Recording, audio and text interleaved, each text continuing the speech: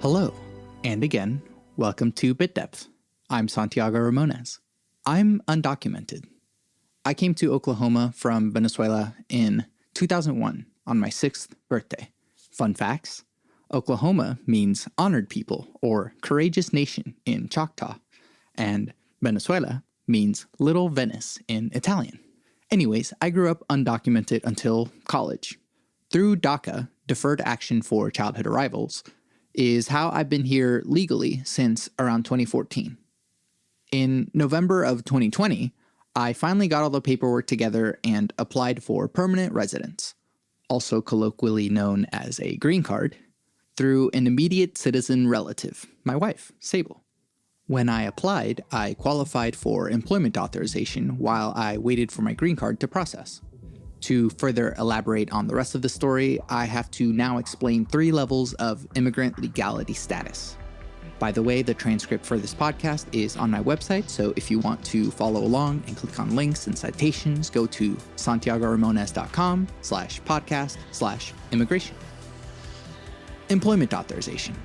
An EAD, Form I-766, Employment Authorization Document, grants exactly that: ability for an immigrant to be temporarily employed in the United States. This separates an illegal undocumented worker from a legit taxable employee. It also allows the immigrant to have a temporary driver's license. It literally says temporary on it. In order to obtain the driver's license, the immigrant, Santiago, can't go to any tag agency. They have to go to the Department of Public Safety itself. I've had my EAD through DACA. There's other ways of obtaining an EAD, but they're kind of difficult to obtain, yet not impossible. Permanent residence. Also known as a green card, Form I-551, this grants the immigrant permanent legal status in the United States. They can live here, work here, travel in and out of the US, and most importantly, pay taxes for an extended period of time. Permanent residents can't vote. The green card itself works as an EAD, which means that the immigrant can go to the DPS and obtain a normal driver's license without the temporary. There are qualifications to maintaining the green card, like being in the US every 6 months, I believe. It's also extremely difficult to obtain a green card. You have to be an immediate relative to a US citizen, a refugee, irreplaceable to some US company, or a literal genius recognized by the US. I'm exaggerating for effect, but not inaccurate, I feel. You can't just come here and stay. That would mean that the US actually cared about foreign people. The process is lengthy and expensive. It involves giving them practically all informational output from your life up to that point, interviews, biometrics, and a medical exam. I applied in November of 2020. I had an interview involving my green card last week. Citizenship. In order to become a US citizen or naturalized, the immigrant has to be a permanent resident for a long period of time. 3 years through marriage, 5 years otherwise, if I remember correctly. They have to take a test, pay a fee of $725, and make a public announcement of allegiance to the US during a ceremony. Once the immigrant is a naturalized citizen, they have all rights anyone born in the US has, except becoming president. They can vote, obtain a normal driver's license, go to jail instead of being deported, work here, and most importantly, you guessed it, pay taxes. For me specifically, it means I can actually leave the country because I would be able to obtain a passport. I don't have a valid passport from Venezuela, and I can't obtain one because Venezuela is in the unfortunate position of being Venezuela right now, and I imagine it's not an easy task locating documents pertaining to someone that was last in the country in 2001 at the age of 6.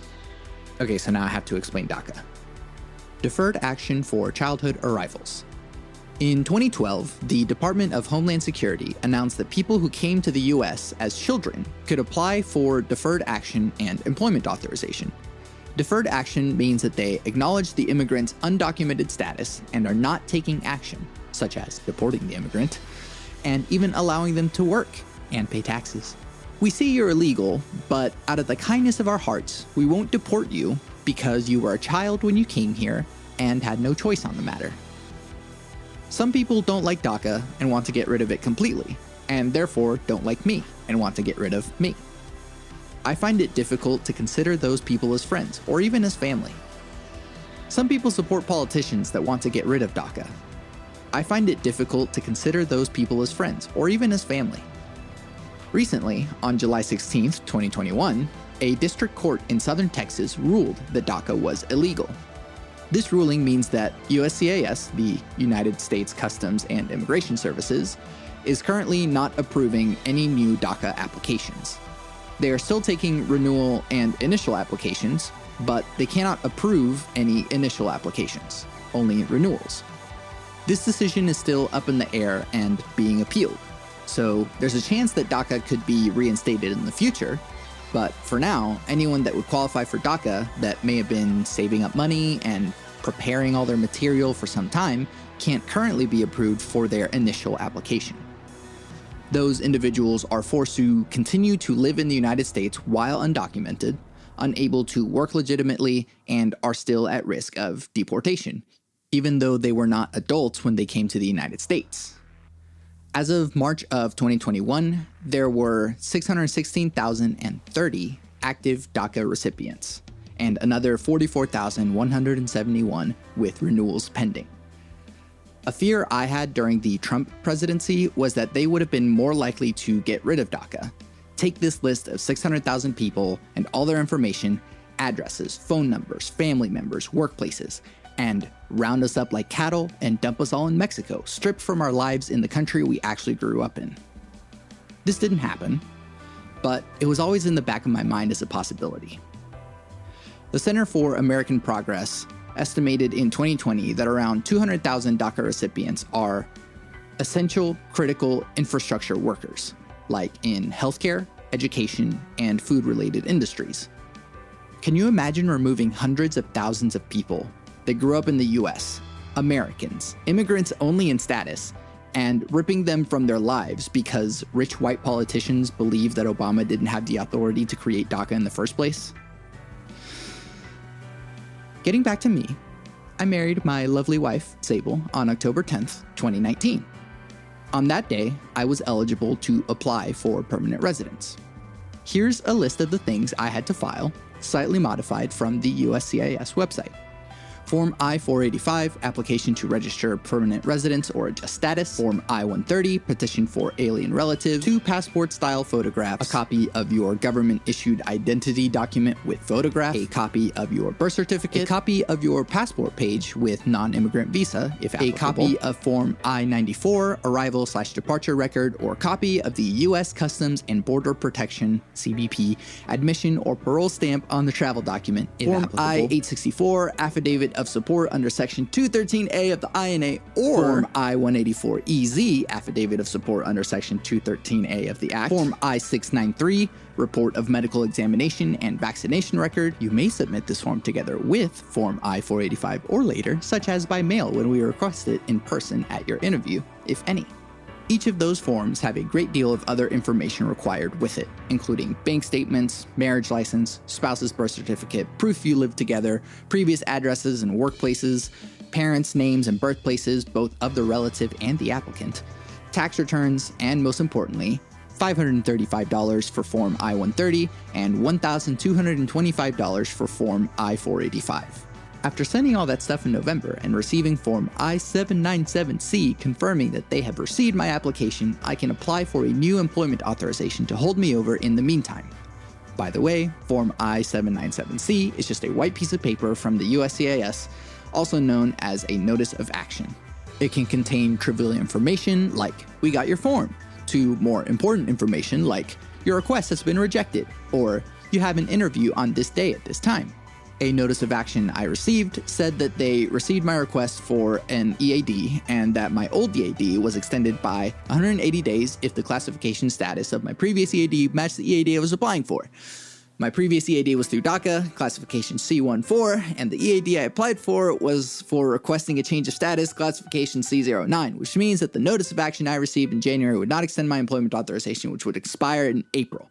I'll explain that stupid sentence after this next segment. A day in the life of an immigrant. I shall now recount the morning of July 16th, 2021. I decided the day before that I should probably go to the DPS and deal with the fact that I have an expired driver's license. Yes, I'm dumb. I waited way too long to renew my license, and I was hoping they would have sent me a new EAD by now. I had a notice of action that, the way I understood it at the time, said that my employment authorization was extended by 180 days, so I figured I could renew my driver's license for 6 months until my new EAD came in. I show up to DPS at 7 a.m. per their website suggestion. By some way of transportation that definitely doesn't involve me driving a car, they inform me, and lots of other people, waiting outside, that due to training new hires and being greatly understaffed at their location, all license renewals are being done at 1000 Northeast 10th Street, not there, and that it's only been this way for the past 2 days. Sorry. So I headed to that address, which turned out to be the Department of Health for the state of Oklahoma, which is right in the middle of the OU Medical Campus with hardly any signage showing me where to park, and no signage outside the building showing anyone where to go to renew their driver's license. I sat in my car that was somehow driven there, definitely not by me, and tried to see if there had been anything online that mentioned where to go in the building.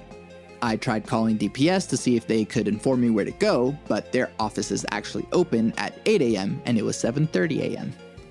Okay, fine.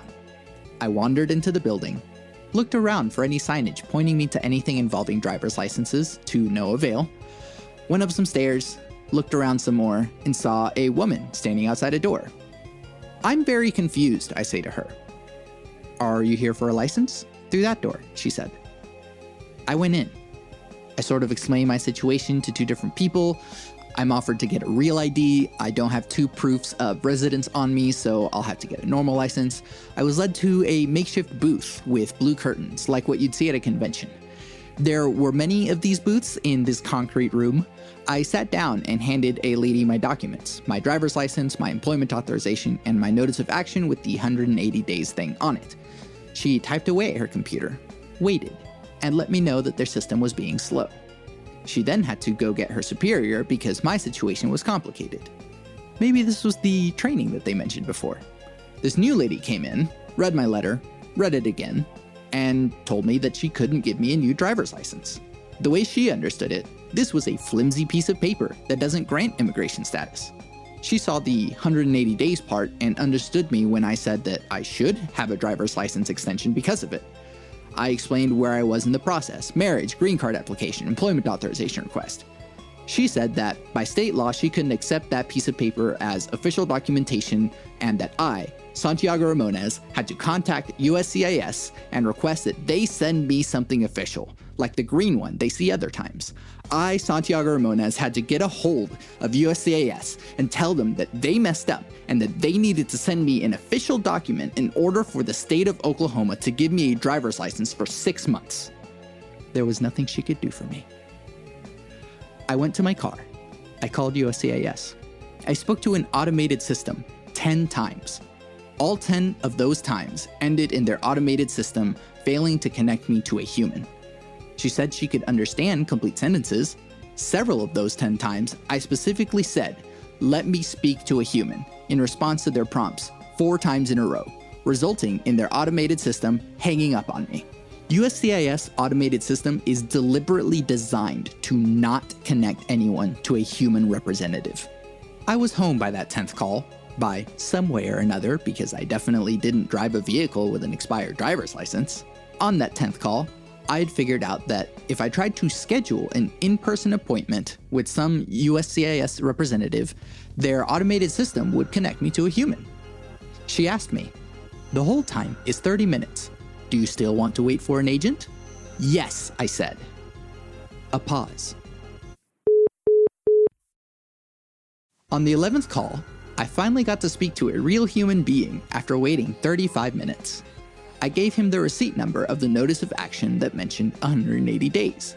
I explained my situation, DACA, green card application, etc. He said that, actually, because the EAD I requested was classification C09, and my previous EAD was C14, the 180 days did not apply.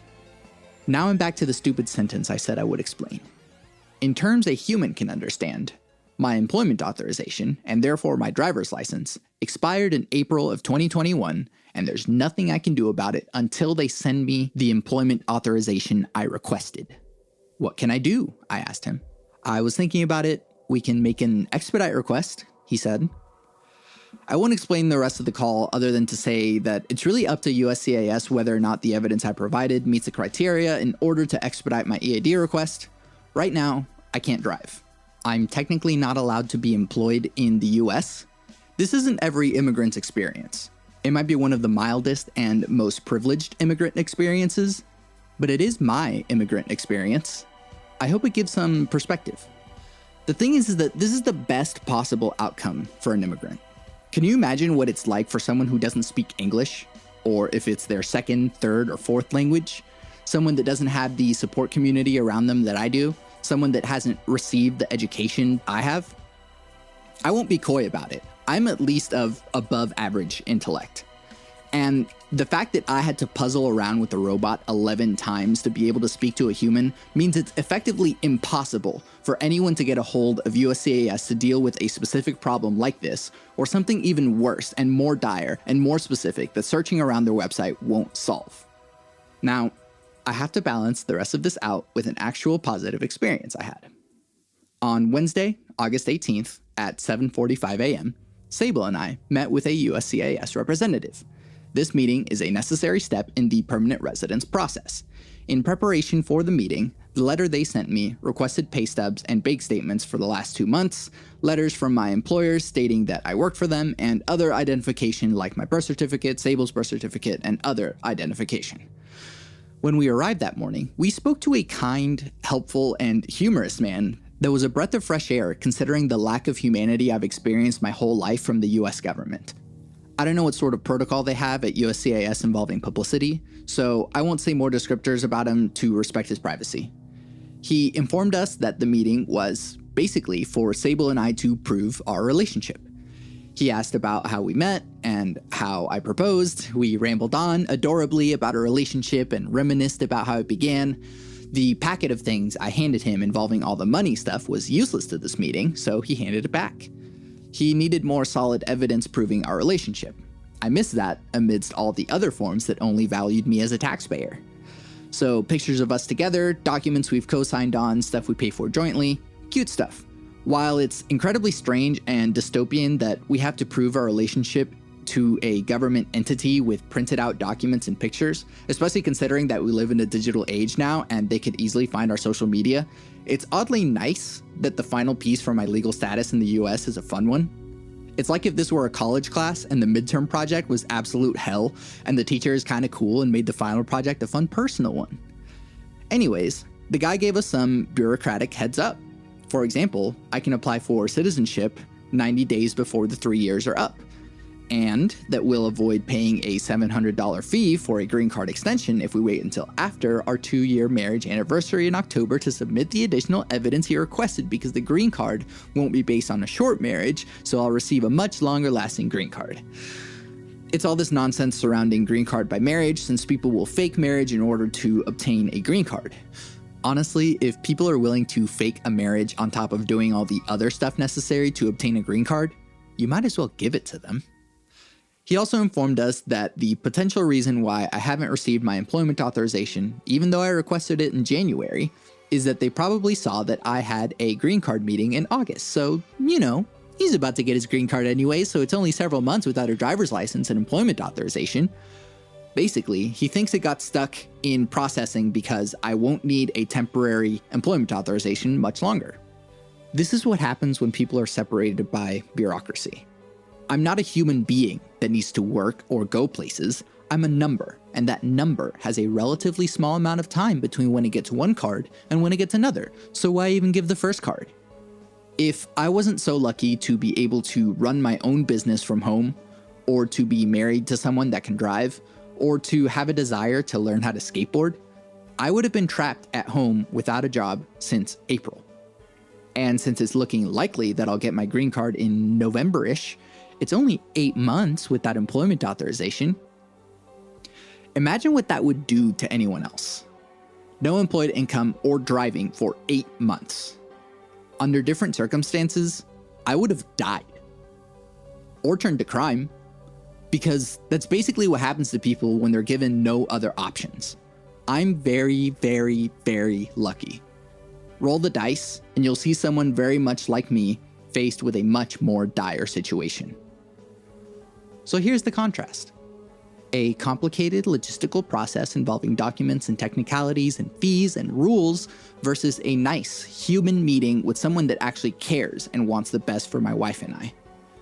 Consider that this is only one story of thousands, hundreds of thousands, millions, entangled in the US immigration system.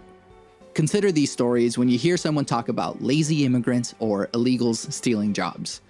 Consider that we're trying our best, and it's not the immigrants stealing jobs, it's the corporations that would rather hire undocumented immigrants to save money. Consider stories much worse than mine, where people had to trek across the desert, escape cartels, leave behind their families, and make the impossible wager between certain death or potential exclusion. Consider stories less difficult than mine, where even the spouses of the wealthy still have to wait months to receive their documentation. Immigrants are a large foundation of what the US was built on. Immigrants are the past, present, and future of America. Together, we can make it a place worth living in. Si se puede. An update. On October 31st, 2021, I received my permanent residence, also known as my green card. On November 1st, 2021, I received my Oklahoma driver's license. On July 27th, 2024, I will apply for U.S. citizenship. It took about a year for me to receive my green card. From April to November of 2021, I was not legally allowed to drive or be employed, and now I am. This is the first time since coming to the US in 2001 that I have legal status. I'm a real boy. It still hasn't fully sunken in. My entire life has had an ever-present paranoia. Paranoia surrounding the government, paranoia surrounding law enforcement, paranoia surrounding any institution, really. I was to remain a shadow.